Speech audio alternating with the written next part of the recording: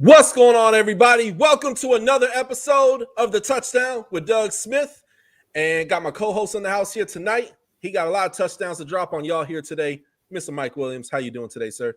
I'm doing great on this Victory Monday. Me and you both, right? Man, hey, I'm a Miami Dolphins fan. You're a Broncos fan. High five. Right. Hey, man, it was an ugly win versus the Texans, but we came out on the other end. We were only stabbed 15 times. Hey, y'all, in this episode, we got a couple really fun storylines we're going to take and talk about. We got one of them is Aaron Rodgers, did he prove his value to the Packers? What can the Raiders do to take and repair that team? How the Broncos ultimately bounce back, and also as well, did the Cleveland Browns get their swag back?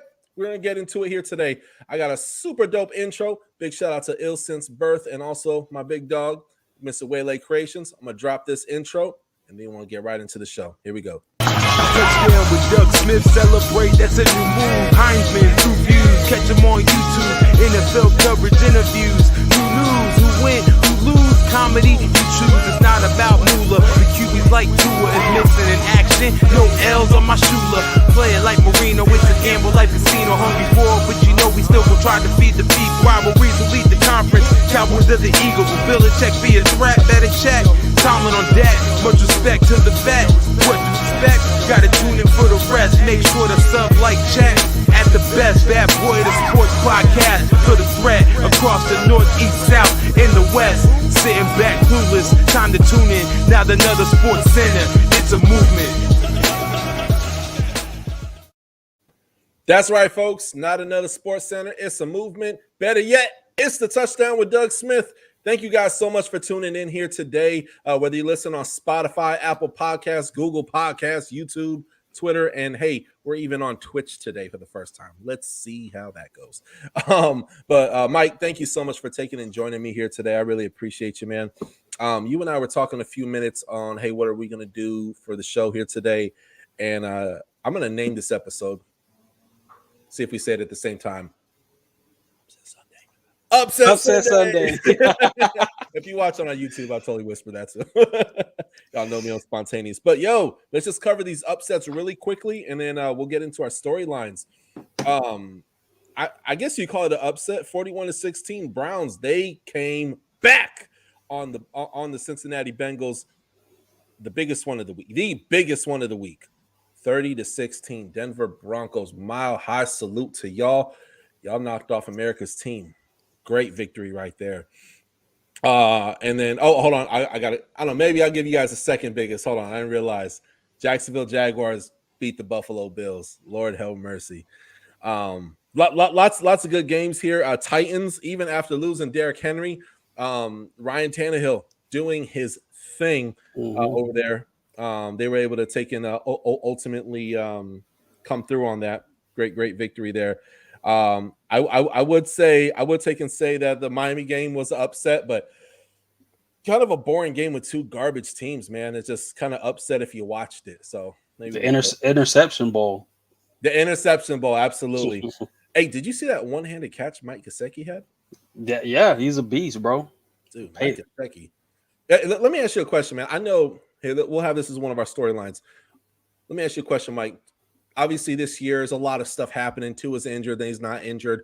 O-line is super wonky for the Miami Dolphins. Got two coordinators that, it's like Dumb and Dumber over there. But I got to say, as a Miami Dolphins fan, I love Mike Gesicki.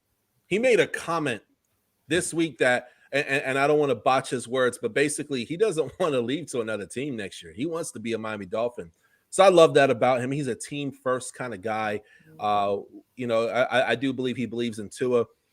But I'm going to say this too, and here's the question.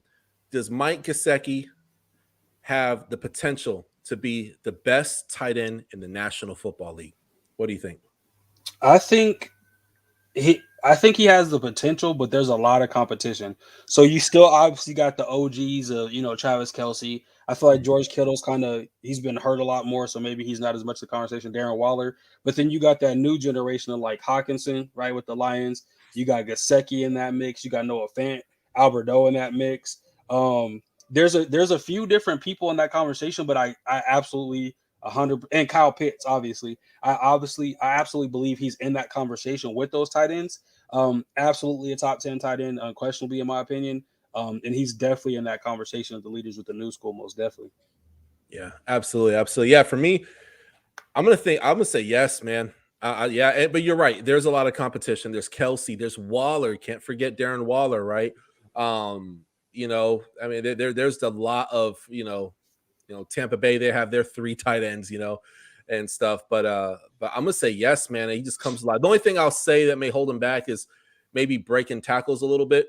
Mm-hmm. It seems that even though he's a bigger guy, 6'7", ex-college basketball player, or I don't know if he played college basketball. I know he played basketball. I'll say that. But breaking tackles, man, getting a lot more yards after contact. But man, the catches that he makes, he's fast. He's fun to watch. Yeah, yeah, I'm gonna say yeah. He definitely has. Like next year could be the year of Gesicki. That's all I'm gonna say. Next year could be the year of Mike Gesicki. I know Miami Dolphins are gonna come with vengeance too. They have $80 million in cap space. Sometimes the truth hurts, and to look at that O line and how, oh my gosh, so bad to look at. But sometimes you need to be exposed to actually move on to greener pastures, man. So Right. I believe Miami they're gonna do the right thing and actually build around Tua. They realize I'm gonna try to be PG on this show, not cuss. But what a crap show! How they handled the whole Deshaun Watson rumors. Was it Ross? Was it Chris Greer trying to save his job? What was it? But next year, man, there's gonna be a better O line. Tua showed that he was a full 180 of a quarterback. Still got to keep him healthy. But is that his fault? Really? O line is trash. But Tua and Gesicki, man, I'm gonna call right now. That's gonna be the next great QB connection in the NFL. I'm excited for next year for that. But in the meantime, the one-handed catch that we saw last Sunday was absolutely amazing. But next storyline we're going to take and talk about Aaron Rodgers. We're not going to get into politics here and talk about, well, he was wrong or he was right. This whole year has been the year of Aaron Rodgers. Aaron Rodgers taken and is he going to go be a Bronco? Is he going to go to another team? There was a lot of issues. Then he comes back, and it's like, man, they need him. They need Aaron Rodgers. But I'm going to ask you this. Did Aaron Rodgers prove his value to the Green Bay Packers by him taking and being out last Sunday? Absolutely, and Gunther or whatever their GMs, however you pronounce his name, whatever Aaron Rodgers wanted, he should have made sure it happened. And I think every time you miss a game, you see how good they are, right? Like Jordan Love doesn't look like he's ready to take over that franchise. The Chiefs have been reeling, and a shout out to their defense because they held them to 13 points still. They played better, but there's no way you can convince me that if Aaron Rodgers doesn't play that game, they don't win by 10, right? Because the Chiefs struggled the whole day. Their defense played well. Aaron Rodgers absolutely proved that he is still elite. He still is the man to take over that team. And Jordan Love definitely has a ways to go. So, like, after you saw that game, me, if I was coaching that team, right, there's no way I'd be like, man, I feel like we're ready to move on from Aaron Rodgers. We need to get Jordan Love some more. No, Jordan Love needs to keep learning, progressing, because Aaron Rodgers really makes that team a Super Bowl contending team, just like Peyton Manning did with some of those Colts teams that had no business in the playoffs. But I think also our brother Soup, shout out to him on commenting on YouTube. I think you could honestly make the argument Jordan Love isn't the heir apparent, which would make Aaron Rodgers even more valuable.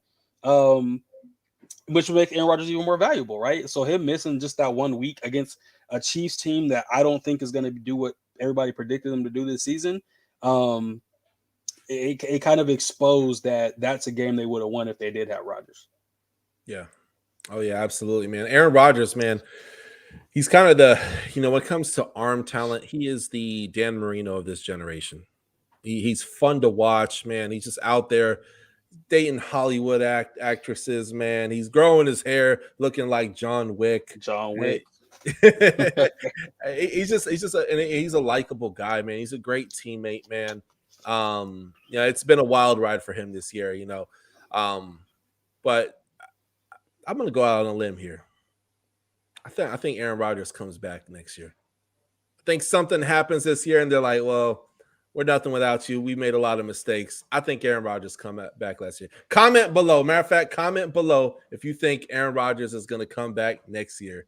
Let me know what you think. I hope he doesn't. I hope he's a Bronco, but that's just me being biased. So Hey, he would look good in the orange and navy blue, man. I could see that. I could definitely see that.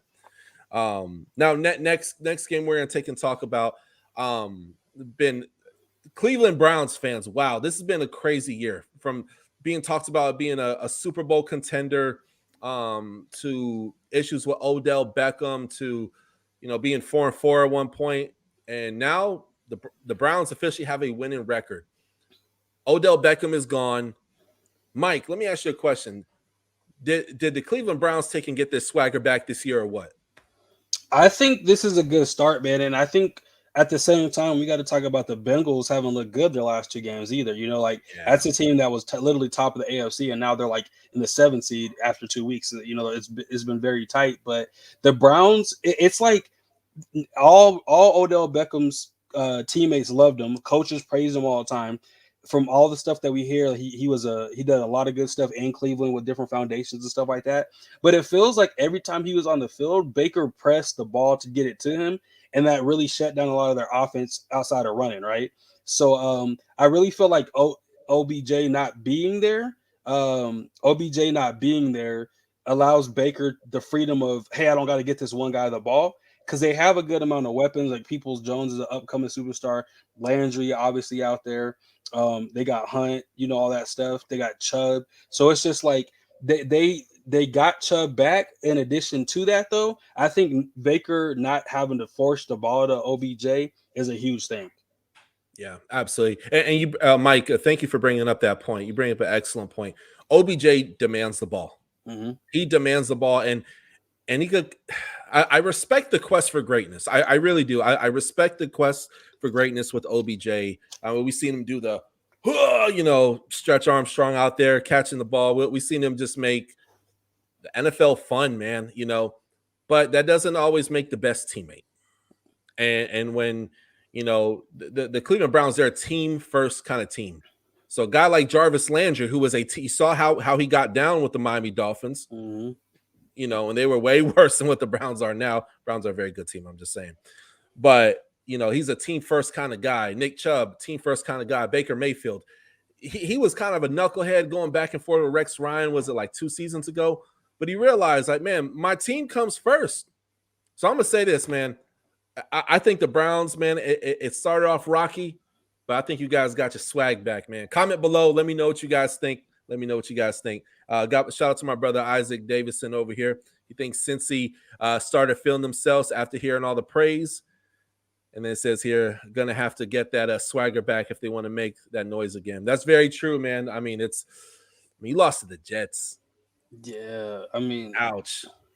That's like losing a fist fight to a person with no arms, man. That ouch, kind of thing. So my dog over here, Adrian, man, Nick Chubb is back. That's what happened to the Browns. Yeah. Nick Chubb is like, it's kind of like the Frank Gore of this generation of running backs, man. He's just low key, man. He just does his job and just does it freaking well. Then 3-4 years later, you're like, how'd he get all them yards, man? Like he just does the dang job, man. He is fantastic. Absolutely the best running back tandem in the NFL too. Absolutely. And then the next talking point, the Raiders. I don't know where to start with the Raiders, man. The Raiders, 1 minute they look like a playoff contender, not even dark horse, just like maybe even tickle some people's ears and say that maybe they were a Super Bowl contender.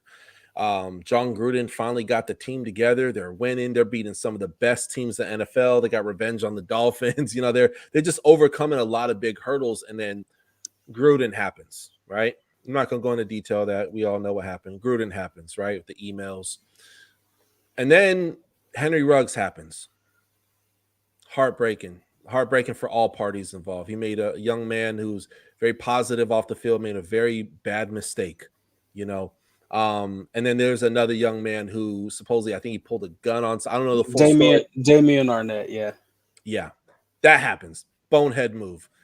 So just a lot of distractions, man. They have a coach in there who wasn't the coach there to be. I mean, he was a coach on the team, but he's filling in right now for for Coach Gruden and stuff like that. And Coach Gruden, he's not coming back. They're even talking about a lawsuit. I mean, there's a lot of distractions off the field. So I want to open up the conversation here, Mike. What can the Las Vegas Raiders do to repair this team? Whether it's this year off season, Mike, what can they do? They're in the bottom of the barrel as far as reputation right now.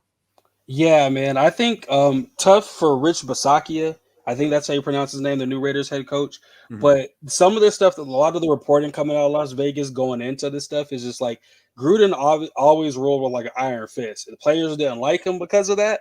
There was a lot of players that were like relieved when he left. There's kind of all accounts. Josh Jacobs said a few things about it as well. But I think the positive of Gruden being there is you knew for a fact there was going to be discipline on that team, right? It might have not been the best handled and all that, but I feel like Rich Bisaccia is how you pronounce his name, I believe. Yeah. He is more of a player's coach, but with that, the team, they don't have that same maybe accountability that they did before, right? So I feel like having again Deshaun Jackson, and I think I called that in our chat, right? I said you did call Deshaun that, yeah. Jackson's going to be a Raider, like it just made too much Cleo sense, man, right? But like he signed with them. Now the question I have is, can Derek Carr really get him the ball? Because he couldn't get Henry Ruggs the ball, and Henry Ruggs was actually way quicker than Deshaun Jackson, and that's saying something. Can he get them the ball, right? Yeah. But they also really need wide receivers. That was a weakness going in. So I think what they're going to have to do to really get this together is change their offense a little bit, get healthy, and stop throwing Darren Waller the ball 27 times a game. Like there's defenses who literally do not have to fear, haven't had to fear their receivers. The only people they fear is Darren Waller and Josh Jacobs, and Derek Carr is gonna dink and dunk, right? So I feel like getting D-Jack in there to kind of stretch the field, and then continuing to add pieces to their defense, really locking in their line a little bit more. The line isn't as good as it was last year, but they're younger, and I think long-term that could set them up. But I just think some more experience, and then a coach that has confidence in Carr, right? Because there's been this thing with Carr for years, man, and like, is he our quarterback? Is he not our quarterback? Can we upgrade? Can we not? And there's just been so much noise. It's impossible for that not to affect them. You know what I'm saying?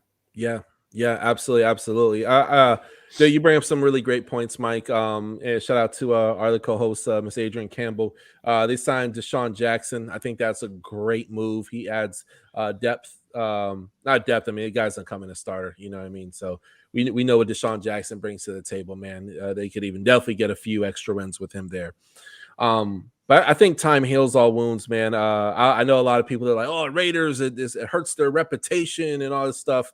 But you don't want that. You don't want a coach who's, I mean, you pull up anybody's email, you're going to find some really wild stuff, granted, and Ruggs, that was just a really unfortunate thing. And as far as the other young man, there's knuckleheads on every NFL roster. I don't care if you're the New England Patriots, man. There's young men, don't matter where they're from, and you get someone millions of dollars, they're not always going to make the best decisions. You know what I mean? Not realize the opportunity that's in front of them.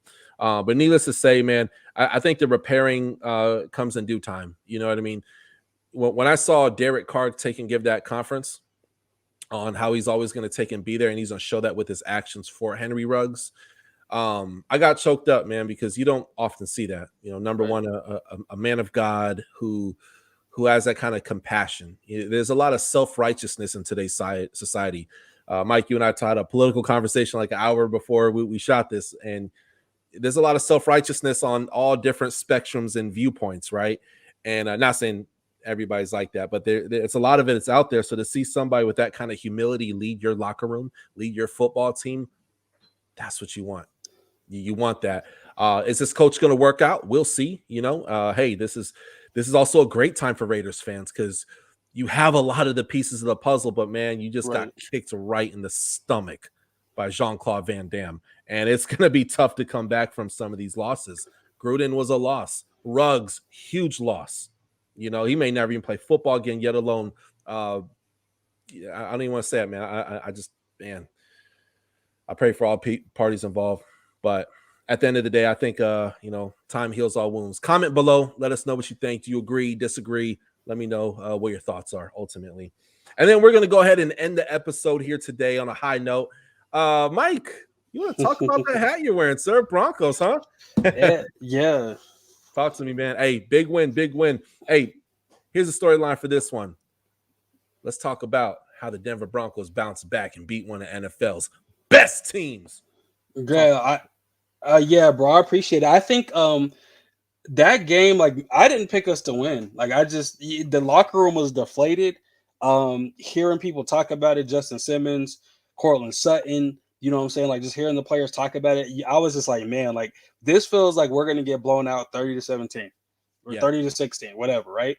And then the team bounced back. For one, that shows a team that still respects their coach. They're playing for Vic, regardless of how I feel about Vic Fangio. I want him to be out. The players are playing for him, right? That also shows leadership in that locker room. That is something that we do have as a culture of leaders. And I will give a shout out to John Elway. Y'all know I've been on John Elway's head, bro. Like, you guys know that, like, about some of these drafts, some of the stuff he's doing, some of the decisions he's made and not made. But he has done a phenomenal job of adding leaders to that room with, like, Cortland Sutton, Justin Simmons, Jerry Jeudy, Noah Fant, etc. And we absolutely punched the Cowboys in the face yesterday, right? It was literally 30-0 with 4 minutes left, or 5 minutes left, I believe. And the team was like, "Hey man, we're good now." They were putting third string in, all that, because they had 2 garbage time kind of touchdowns, but like that game was never in question. And the team said they felt disrespected, man. After the game, they said they went for it on the first drive or the first 2 drives on 4th down. Right? The Cowboys just were like, we can score on this team. They went for it twice. Nothing happened. So I love the fact that the Broncos did bounce back, man. I didn't expect this win. And I think if you look at a lot of the Broncos fan pages, which are sometimes very annoying. Like, I love my fellow Denver Broncos fans, Broncos country for life, right? But with that being said, some of those pages, man, people are just a little bit irritating. And the thing with that was that nobody thought we were going to win. I can shout out one guy who was like, "Hey, I don't care what nobody says. Tomorrow we're going to win." That aged very well, and we're on a 7-game winning streak against the Cowboys. The Cowboys have not beat us for a long time. Like, we beat them 7 straight times. I did not know that. Yeah, 7 straight times we beat the Cowboys, man. So it's just, I think they might have overlooked us, maybe looking at next week. But I think this is something where our team can kind of bounce back and compete for that 7th seed. The AFC right now has like literally 10 teams that are in contention for the playoffs. NFC has about 13 teams that are in contention. And exactly, Nerd Huddle. How about them boys? Shout out to Nerd Huddle, right? And my brother Soup said the Broncos did the Lord's work on Sunday, right? I woke up, I sent my friend a text. I said, "Are y'all still them boys? You know what I'm saying? Are y'all still them boys? Who knows? I don't know." And then I do want to show the people this, man. If let me see, I know it's probably not going to be the best picture, but amen. The Broncos had the biggest turnout of fans this season at an away stadium. I don't know if you can see that too well. This was this is in Dallas yesterday. Dude, there's a guy at our Broncos stadium, dude. Yeah, it was like 70% of the stadium legitimately was orange and blue. If you think about it, what's standing in between Denver and Dallas? It's New Mexico. There's a little panhandle in Oklahoma, and you literally have 2 of like some of the biggest, most legendary fan bases touching each other. So shout out to Denver Broncos Nation, man, for taking and coming through, man. Because Broncos country took that stadium over, and Isaac keeps trying to say Washington football team took over. No, y'all did not. Y'all didn't take over Mile High. Y'all showed out. Y'all probably had a smooth 15-20 there. He's referring to an episode from last week. And that's my guy, man. I'm glad he's on here. But like, that was a takeover. They literally said, like, we can all drink beer and all in agreements that Dallas Cowboys suck. You suck, Dallas Cowboys. You suck. That's facts. That's 100% facts. And one of the players, man, said that was disrespectful, or it was discouraging how the Broncos fans took over the stadium. He said, "We need our fans to show up." It was discouraging. Hey, I don't know what to say other than my boys played very well yesterday. Shout out to Broncos country. And hopefully we use that going into this game against the Eagles and make some stuff happen. Yeah. Oh, yeah. Absolutely. Absolutely. Wait, that's all we got here today, folks. Thank you guys so much for tuning in. A little bit of a shorter episode. Next week, we'll be back one more time. You guys know we chop up these episodes. So we got about 4 to 5 episodes coming out this week. So out by hopefully the end of the day, Tuesday, I'll have everything out. But thank you guys so much for supporting the Touchdown with Doug Smith. And I don't know if I mentioned to you guys, we're monetized. So we got little commercials and stuff like that. Thank you guys so much for supporting the channel. I do want to make a big announcement. Sometime the first quarter next year, there's going to be a clothing line coming out. There's going to be merchandise coming out. So you guys supporting, man. If you get a chance, click the more info or about me section of the Touchdown with Doug Smith. If you want to donate or anything like that, Cash App, all good stuff's there. But even if you guys just like a comment, that's more than enough too. So I appreciate you guys. Other two calls couldn't be here. Isaac and Adrian, thank you guys so much for all you do. Mike, thank you for all you do, man. And and I just want to say this briefly, man, for the audience, right? I hope this will obviously be on Spotify, all the Apple long stuff, Google. Yeah. But I just want y'all to I definitely appreciate Doug, man. This man does so much work. So the fact that the channel got monetized is huge. Let's get this thing to 2,000, 2,500 subscribers on YouTube, these other places, and I personally got a gift card to your team store. Whoever gets us over that 2,500, I think, Doug, you should be able to see that. I got a $25, $50 gift card to whatever team store gets us over the 2,500 subscription mark. And we know we're about to get this thing up and running, get us to 1 billion views next year. So I'm definitely excited about that and appreciate all the work you've done, brother. Absolutely. Absolutely. Oh, and hey, real quick before we go, look, we still got a few people in the chat. Please, if you get a chance, go on Instagram, Facebook, what have you. LEVON Kirkland, he's a friend of the show. He's one of the first NFL interviews I ever took and did. Talk with him this morning. He's currently doing a education campaign for the state of South Carolina. Right now, South Carolina, not being political, education's equally important to everybody. Right now, it's 43rd in the nation. That's really, really bad. And there's a lot of bright young minds in the great state of South Carolina. I'm going to post up a link. It's not here right now, so I have to go to Instagram. So this is going to be posted on Facebook, and then I'm going to have all the I'm gonna have this on the full version of the episode. So give me probably another 2 or 3 hours. I'm gonna have this posted on there. And if you listen from Spotify, Apple Podcasts, Google Podcasts, I have the link there if you want to get involved. But you do have a chance to have a dinner with LEVON Kirkland. Actually have dinner with a NFL legend. He's played against the Cowboys in the Super Bowl, man. The guy is one of the greatest ever Pittsburgh Steelers to ever do it. Absolute legendary franchise. So check that out. I'm gonna post a link down below on how you guys can get involved and ultimately help out the good folks of the great state of South Carolina. So post that down below. But in the meantime, God bless you guys. Thank you so much for watching the Touchdown with Doug Smith. Thank you guys so much for supporting. Hey, we got a lot more great content. We ain't going nowhere. Hey, we going on 2 years here coming up, over 1.5 years, man. And hey, right now I'm gonna say this one last thing. We're 10,000 shy of 250,000 views on the channel, man. So, man, love you guys. Thank you guys so much. Have a great night. God bless. Peace.